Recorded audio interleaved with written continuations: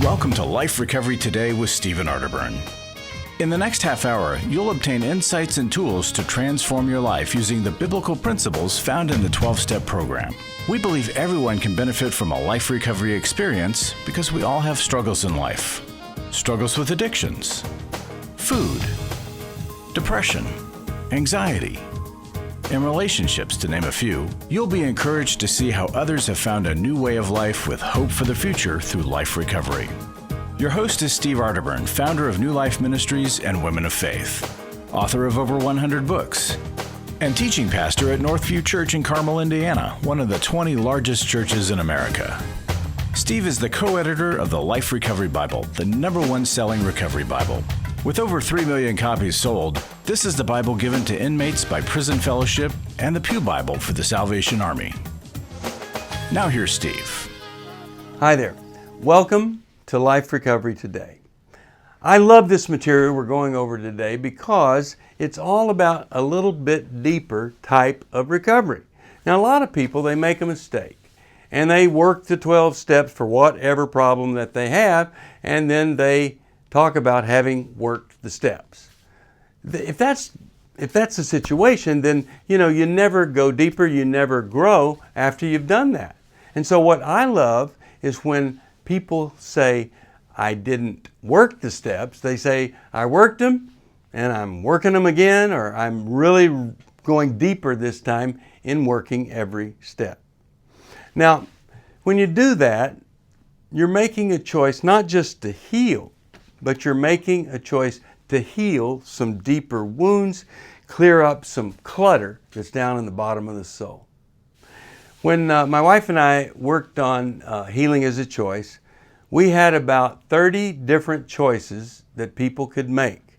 And we tried to narrow it down to the 10 choices that will make the most impact on the healing process. Well, I'm going to tell you about a couple of those today. And the first one's kind of ironic because I don't think a lot of people would associate this with a book on healing. And it's the choice to risk your life, which seems really strange when you think about it. Because a lot of us struggle with anxiety, and anxiety can be so debilitating. Some of us eat too much when we're anxious. And so taking a big risk, well, it just seems like that would exacerbate every problem that we have. Well, maybe not taking risks have led us to a lot of challenges in life that we didn't know it, but they didn't turn out so well. Why? Well, if you don't take a risk, you don't change.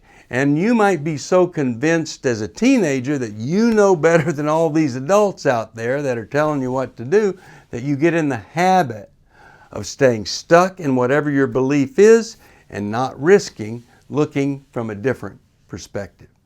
Now, perspective is an interesting word, and it really does matter. And the question is, what is the perspective that I'm choosing to look at things from? Is it I'm an unworthy, sorry, hopeless person? Or is my perspective from someone that has value, meaning, and it has been forgiven for all the crummy stuff and will be forgiven for insensitivity and other things that are just part of life? Well, I want us to look at what's the next best step in your life. I don't think it's acquiescing to somebody asking you to do something that you don't want to do. I think it's taking a risk in that situation to say, no, I think you've got it wrong. Well, there are other situations that you may be looking at where you need to take a risk, and let's see if you can relate to how risking may be that next right thing for you to do. Maybe my favorite book that I have written, given sermon series on it, love this book. And today we're talking about a choice that a lot of people don't really ever think about. And it's the choice to risk your life. Now, if you know anything about me, you know that I was in a very, very tough marriage for 20 years. And I had my own struggle, but I was faithful but not the person I was married to. And when I found out about the betrayal, she filed for divorce. That's pretty tough. And in the beginning, there was so much pain that I thought I must never, ever enter a relationship again, because the goal is to protect myself from this kind of pain ever again. And I want to tell you, it literally felt like an ice pick through my heart. It was severe pain. I don't even like to think about it. It was so painful. Because, when people are asking me what level of pain am I experiencing on a scale of 1 to 10, my pain starts at 10. Just any pain is already at 10 for me. So I don't like pain. So I just kind of shut down. I was in shock. I didn't do anything. And that was good, actually, because it gave me some time to heal. But I knew that if I was ever going to have a different life, if I was ever going to do some things that I wanted to do, I was going to have to make this choice number 8. And that was the choice to risk my life. Because you can't get into a relationship without risk. And I'll tell you this, you can never be fully without risk. You can think you're in control of everything and that you've eliminated all risk, but you have not. The lie that I can protect myself and eliminate risk, well, it's a big lie, because you can't do it. You're going to mess up. You're going to fail. So, risk. Maybe you thought that protection and keeping yourself safe was the main goal. Well, look, I know people that get addicted to sameness, predictability, and safety. And they have a really, really one-dimensional life. I took a risk. I eventually dated again. I eventually got married. Woo, that was a big one. And as a result, my wife Misty brought 2 boys, Carter and James, into our family. I brought Madeline. And then Misty and I had Solomon and Amelia. Now, these 2 boys, a lot of times you get married and the stepchildren, you just they're part of the deal. You have to take them anyway, but you want to be married, so you do it. That's not our story. These guys were some of the biggest blessings ever in my life. And then we had the blessings of Solomon and Amelia. So I took a risk, and the reward, oh my goodness, has been phenomenal. Now, it hasn't been without struggle and pain and all of that, but that's helped me grow. So maybe you kind of got off track, and maybe you've just shut down. And you've tried to eliminate all the risk. Maybe you've tried to be in control of everything, but you'll never be able to do that. And if you don't risk, then you don't ever have to have faith that God's going to be there for you no matter what. And that's what I want for you to accept that God is there for you. And you can risk, and it can get really crummy. And you can survive and come out on top. Now, one day I was talking with a woman on radio, and she told me that fear began to set in, and she was confined to kind of in her neighborhood, and then to her yard, and then to her house, and now she's afraid to even get out of her bedroom. And I said, you can never, ever confine your world to be so small that it is without risk. And she said, oh, I know. Because see, I have a lump on my breast, and I can't even get out of this house to go have it checked out. So my safe world has been infiltrated. Well, gave her a little advice. We followed up with her, gave her some more help, and eventually got her to see that while she couldn't get out of that house, out of that bedroom herself, if she'd let somebody help her, together, she'd only need about half the faith because the other person would be there for her. And she found out, that it was benign, and then she was able to relax. But the experience of risking and then not having anything horrible happen was, well, it turned her life around. And I think that's what all of us need to do, is stick our big toe into the pool of risk. Not like some of these people that just, it's just irresponsible, the kind of stuff that they do. But I'm talking about good, solid risk where we're trusting God for the very best outcome possible while we're doing everything that we can to create a good outcome. But we know there's still risk that could all fall to pieces. Well, that's the eighth choice. The choice to risk my life versus this lie that I can control enough and protect enough that I find a world of safety.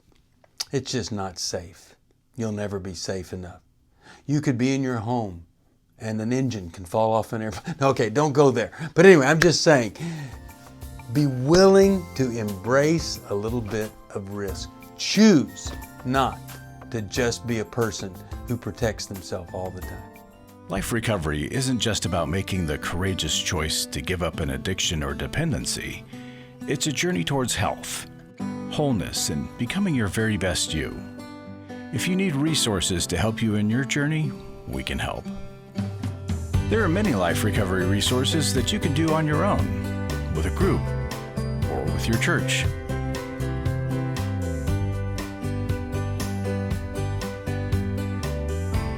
We have Bibles, workbooks, and devotionals that you can use to work your recovery right where you are.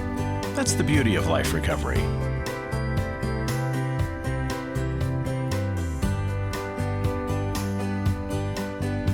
To learn more or to get the Life Recovery Bible or any other life recovery resource, visit liferecoverytoday.net or call us at 1-800-NEW-LIFE. 1-800-NEW-LIFE. Are you going through your struggles alone? Do you want someone to talk to help you through your pain? Do you feel like a failure when you relapse again, telling yourself, next time will be different? Don't walk this path alone anymore. Join a life recovery group today and be a person that your friends and family can be proud of. God created us to be in community, and we believe everyone can benefit from a life recovery experience.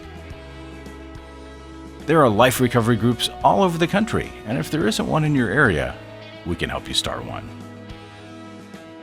Life Recovery brings recovery to you, right where you are. You'll take a journey with others to find healing and freedom. Whether you're looking to join a group or start one, New Life Ministries is here for you. Call us at 1-800-NEW-LIFE or visit liferecoverytoday.net.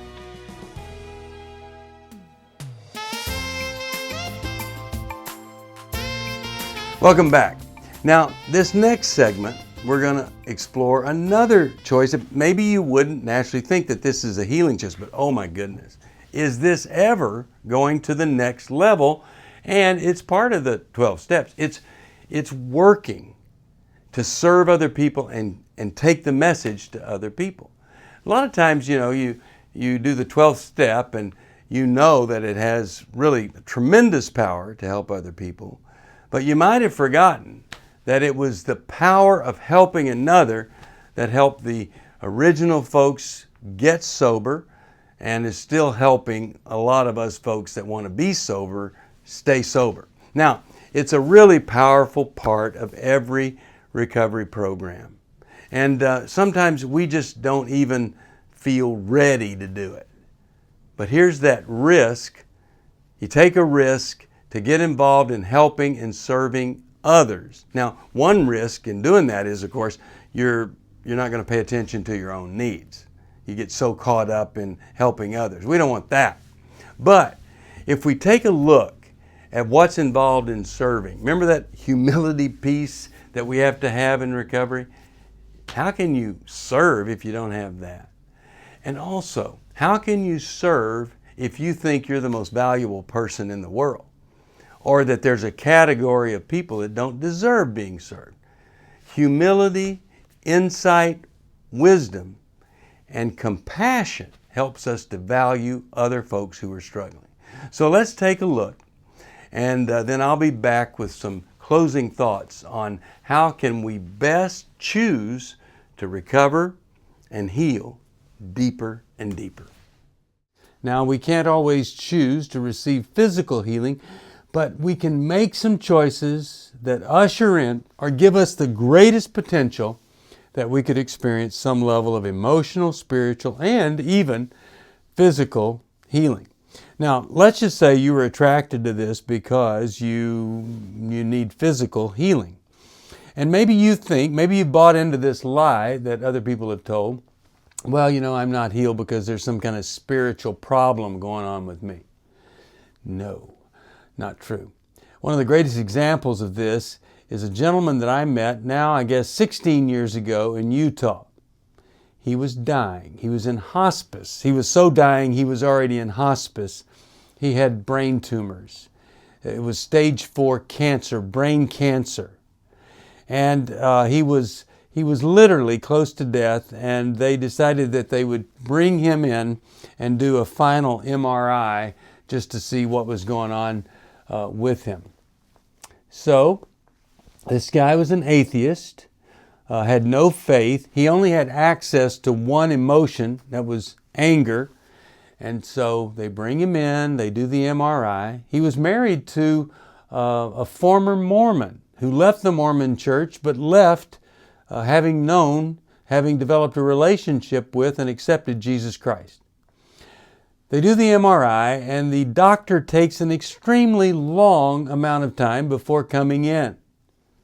And when he does come in, he says to this atheist, I don't know what it is, but your brain is free of all the tumors and free of all cancer. He says, we call this spontaneous remission. And his wife said, we call it a miracle. Well, now, here's what happened. You'd think he'd go, wow, yay, great. No, only had access to anger. He was one angry atheist. And in his anger, hearing this, my son said, well, maybe he realized he had to start paying bills again. But in his anger, he threw a piece of medical equipment across the room, broke it. They had to medicate him. They had to restrain him. And eventually, he got his act together, resumed his life, and a year later, he came to Christ. What I love about this story is he didn't earn healing. He wasn't a spiritual giant. He was an atheist. So don't be thinking that if you haven't had a physical healing, that's because of some spiritual inferiority. It's just not there. Now, this choice that we're going to talk about today is the choice to serve. Serving is a very healing thing, and it can also be a very sick thing in the wrong context. So a lot of people fall into this lie that, well, I can't really serve or help anybody until I am completely mature and everything's great. Well, that's not true. A lot of people, like in the recovery from alcoholism, they'll go to a meeting and they'll start to serve and help immediately by getting there early and making the coffee. So I'm not talking about serving by being up on a stage. I know a guy, he was instantly healed, and he thought that everybody ought to be able to be instantly healed, and so he started teaching that. But his instant healing didn't make for instant maturity. Pretty soon he fell away. He was talking too much, too soon. So we have to do it in the right timing, but don't think you have to have your total act together before you can lead or serve. God's been using broken people for a long time, but we just have to be in a place where we're stable and secure, and other people are saying to us, yeah, I think it's ready for you to lead. So we don't want to fall into the lie of, well, I can't ever help until I'm fully healed and restored, or the lie, I need help right now. I need to go from being a drug addict living out on the street to a senior pastor in a big shot church teaching everybody. No, it doesn't work that way. Now, a lot of times we think, I'd love to serve, I'd love to help, but I'm not qualified. Well, if you don't think you're qualified, you literally have to look at this story of Gideon in the Old Testament. Gideon was from the weakest family that existed at that particular time. And in his family, he was the weakest guy in the weakest family. And God came to him when he was hiding out in a wine press and says, I want you to be the leader of the army. And here he wasn't a big general, 5-star general or anything.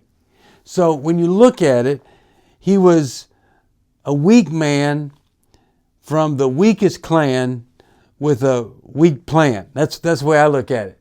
And he won the battle because he had tremendous faith in God and let God do for him what he couldn't do. I'm just saying to you, you can't do everything, but you can do what God has called you to do. How do you know what he's called you to do? Well, I think we have visions that are on track. I think we have intuition. I also think that we all have secret powers. They're called spiritual gifts. And if we can start to unravel those spiritual gifts and look at them and act on them, it might lead us to a greater purpose in life. Within 1 week, 3 people told me I had a spiritual gift I didn't know I had. And it was the gift of hospitality. If you were to come to our house, I would be the person, if you were going to spend the night, I'd make sure there was water by your bed. I would make sure you had little X-Lax, chocolate X-Lax on the pillow, all that stuff, because it comes naturally to me to be hospitable. So I can't brag about it. It's a gift I have. Somebody else, they might do that. It's the hardest thing in the world.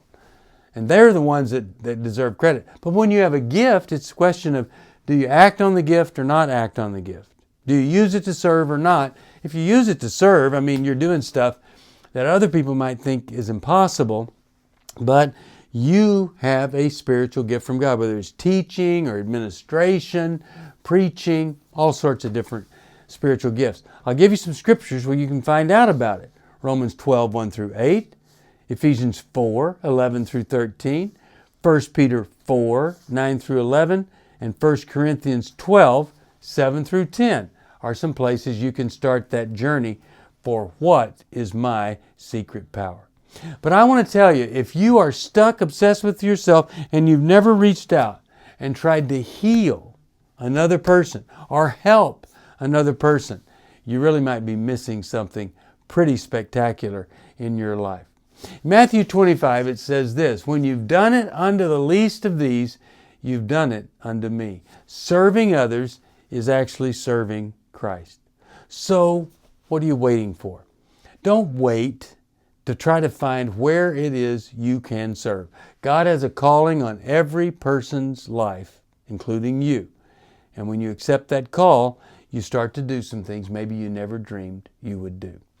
If you need some help, you can call us at 1-800-NEW-LIFE, or you could, right here, grab a copy of this book, Healing is a Choice. Workbook is included. You could call 1-800-NEW-LIFE and order it from them. It's helped a lot of people. It's hard to find a trusted friend when you're in crisis. Someone who's been there and understands, but who also has the training and skill to give you practical help. Family, friends, and churches want to help, but often they're not equipped to care for those dealing with problems like addiction and pornography, infidelity, anger, depression. New Life Ministries is here to provide help and hope in life's hardest places. We're not focused on making people feel better. We're focused on helping people do the work that will help them be better. At New Life, we have resources available to help you, like books, DVDs, CDs, workshops, and our network of licensed counselors.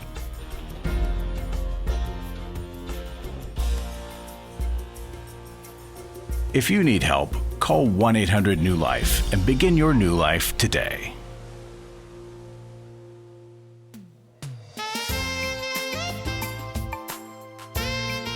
Welcome back. You know, when we talk about risk and serving, it's important that we not think that risking means, I'm going to go help some people. And so even though I was really tempted to drink yesterday, I'm going to just walk right into a bar and I'm going to sit there and I'm going to wait for somebody to come in and then I'm going to help them. Maybe that's not risking. Maybe what that is stupidity.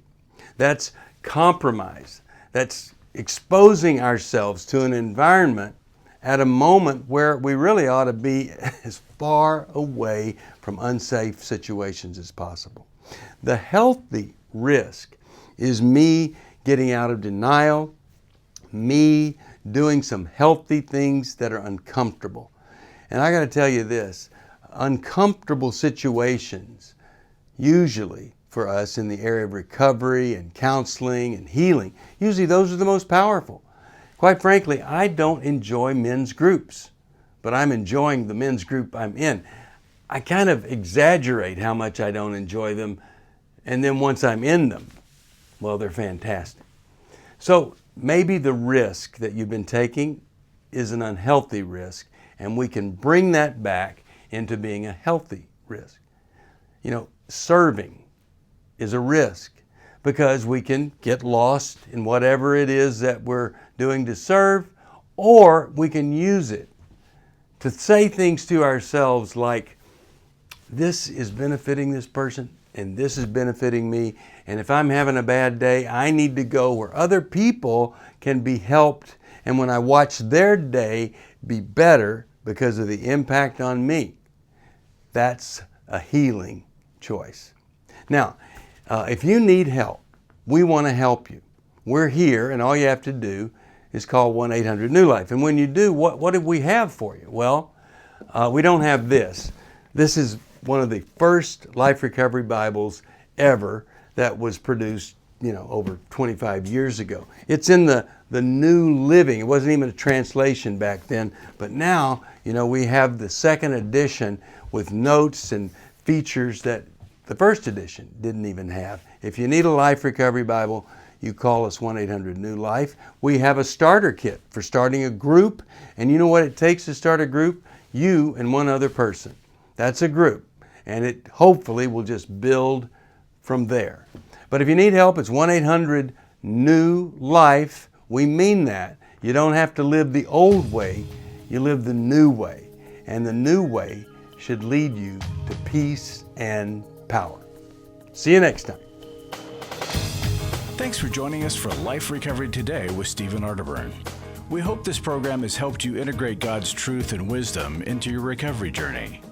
This program is brought to you by New Life Ministries, and it's your support that keeps this program on the air. When you contact us for any reason, be sure to let us know that you watch on NRB. Call us at 1-800-NEW-LIFE or go to liferecoverytoday.net. Please join us again next week for more Life Recovery Today.